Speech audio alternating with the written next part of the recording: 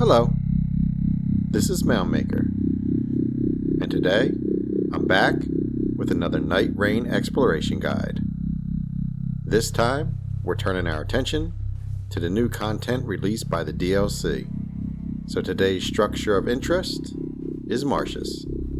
Marshes are basically swamps of the undrained variety that you'll find in every single government across the world. Fitting that they show up in Night Rain. But enough of that. What you're seeing on your screen is the back entrances you can find to get into the marsh. They are all marked with red. This one, however, is a special one, as it will lead you to the halfway point between the entrance and the boss, skipping the marsh part completely. But you may not want to skip the marsh. You see, there are 4 main reasons to engage with the marsh location. Number 1, there's a fairly easy to access chest with a high chance to drop a stone sword key at every location. If marshes are on your seed, it's much easier to get 5 or 6 keys per run now. Great churches are still the best source, but marshes are generally going to be better than forts now. The second reason is if you're looking for magic catalysts. And the third is if you're looking for incantations. And finally, if it's a blood location, you can get the Purifying Crystal tier for the Lord of Blood boss fight. Although the Purifying Crystal tier will only be there under certain circumstances that we'll get to later. Did you notice that I did not mention fighting the bosses as one of the reasons that you should visit these locations? You of course can, since you would already be here for one of the other reasons, but I wouldn't recommend coming to any of these locations just to fight the boss. Well, there is one fringe exception that has a pretty good XP to HP ratio, but we'll get to that later in the video. With that said, let's go ahead and move on to this main event.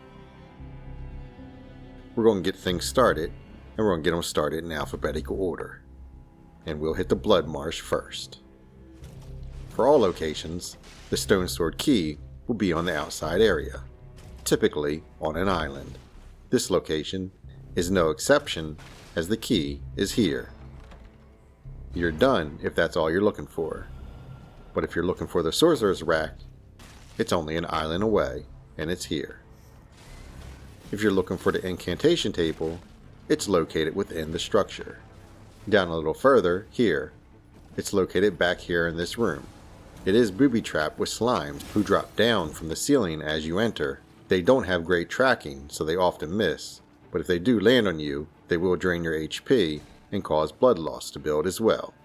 Off to the boss area, where we'll find 2 Sanguine Nobles. These are one of the harder sets of marsh bosses, mainly because there's 2 of them, because they compare you, and they have the ability to leave a pool of bleed proc and blood on the ground. They grant 5,760 runes each and have 919 HP, giving them a lackluster 6.27 XP to HP ratio. After killing the bosses, you run up the steps behind them to reach the castle wall, which is the exit. There is also a chance you will encounter a special event. You can either encounter a group of enemies on top of the tower, or at the end of the walkway, like shown here. If you take out the special encounter, you get a Purifying Crystal tier, which of course I cut the clip right before picking it up. But what it does is when you're facing the Lord of Blood at the end of day 2, he would do a special move where he puts rings around you, raises his weapon in the air. This will normally drain your HP and restore his. But if you pop this, you'll stop his special move from draining your life, although still will restore his. I don't believe this special event will occur unless the Lord of Blood is going to be your day 2 boss. So it's kind of a cheat to know who you'll be facing day 2. Next up, we're going to the Frozen Marsh. This one does not impede your movement speed. If you're going after the Stone Sword key, I suggest taking this path past the bear. If you approach from the back, the bear wakes a little earlier and can be tougher to get away from unscathed. I'm going to fight him, but only for the sake of this video. I do not recommend fighting him otherwise. It has an incredible amount of HP, terrible XP, fills your screen with frost at times, and can two-hit kill low levels who don't have a big HP pool like Raider does. Beyond that, the Sorcerer's Rack is in a small room to the right of the entrance.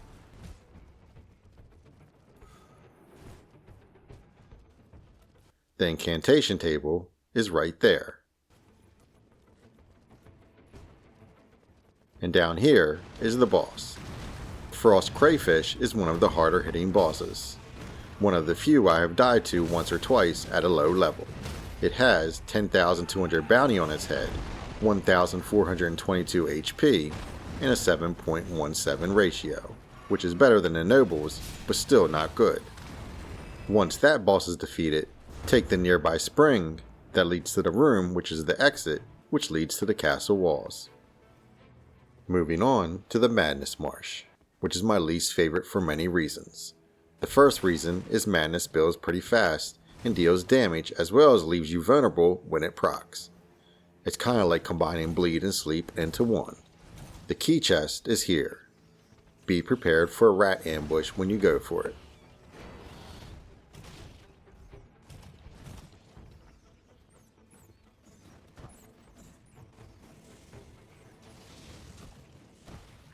The first point of interest you'll encounter in the structure is the incantation table, which is here.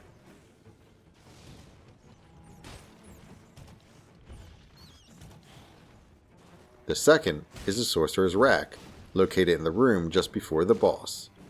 You either have to pick up all the staves without any kind of sorting, or clear the room for filtering the drops for one that you want, because you will get Madness proc if you stop and look without clearing the room first. Up the stairs is the boss, quite possibly the worst boss in the game, the Nomad.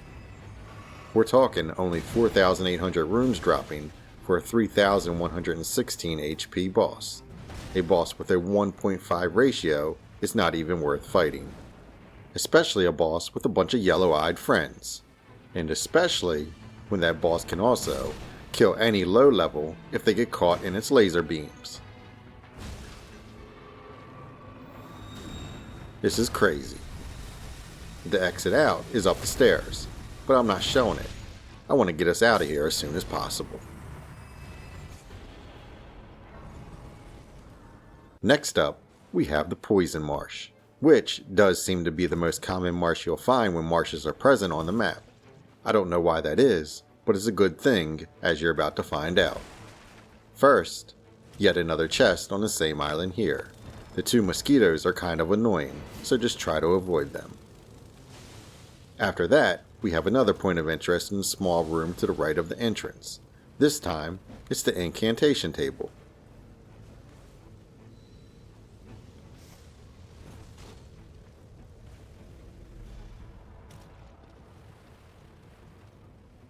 The hallway right before the boss area features the Sorcerer's Rack. Then, up the stairs, we encounter two of the laziest named Souls bosses ever, the Spider Scorpions. Just watch out, they always do this grab attack when you engage them, so be ready for it. These spiders give 6,000 runes each and only have 620 HP each. That's about a 9.7 ratio, which is almost good enough to get them in the top 50 bosses for XP to HP ratio. These are the only bosses I can recommend coming to a marsh specifically to kill, but it's only under the circumstances that one is close by from your drop point and you're looking to get to level 4 from level 2, or it's the end of the day, the circle is closing, and one of these poison marshes is nearby. The exit is the same as all the others. In fact, all of them are, so I'm just going to stop saying where the exit is. Just remember, with all of them, you can jump up on the guard tower for additional loot. Next on the list is the Scarlet Rot Marsh.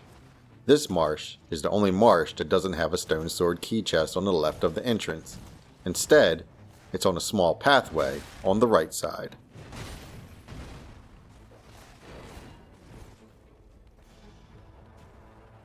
The Sorcerer's Rack is just inside the cave entrance.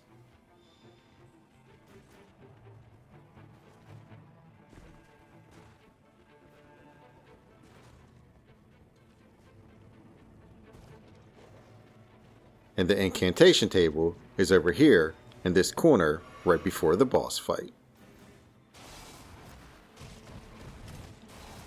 Speaking of the boss fight, it's down here. We revisit our Elden Ring buddy, the Clear Rot Knight. Clear Rot gives 9,600 runes and has 1,305 HP. That's a little higher than the Frost Crayfish at 7.35. It's getting near respectable, but still not great. Plus the Knight blocks a good bit, which can slow down your killability.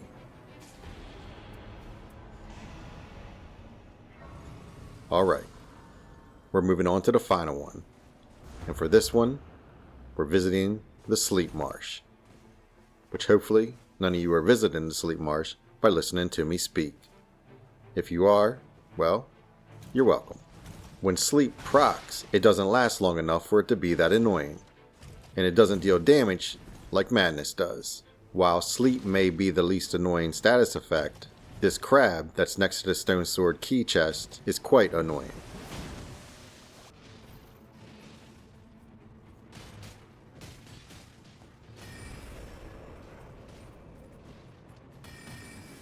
The incantation table is deep down this dream cave, located here.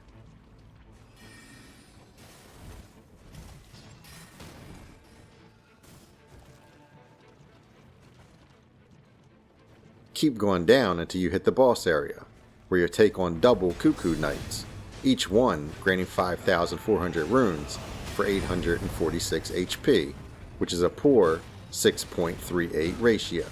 If you have the skill to kill, hop on the stream once you take them out. Then head out the exit, and you'll find the Sorcerer's Rack at the end of the castle wall walkway.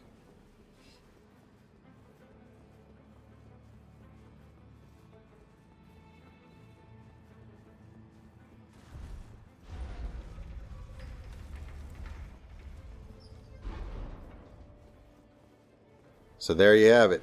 That's it. Also, I guess this is where I explain you currently only get Marshes if you own the DLC and are fighting the Bouncers or the Dreadlord. I do hope before From does a last patch, they consider adding in new structures to all maps, or at least give them a chance to spawn on the old maps. But who knows? I think it's a good thing to have a map full of locations that give stone sword keys. I'm Mailmaker, and this is another day being no less degenerate than the last one. So until next time, take care.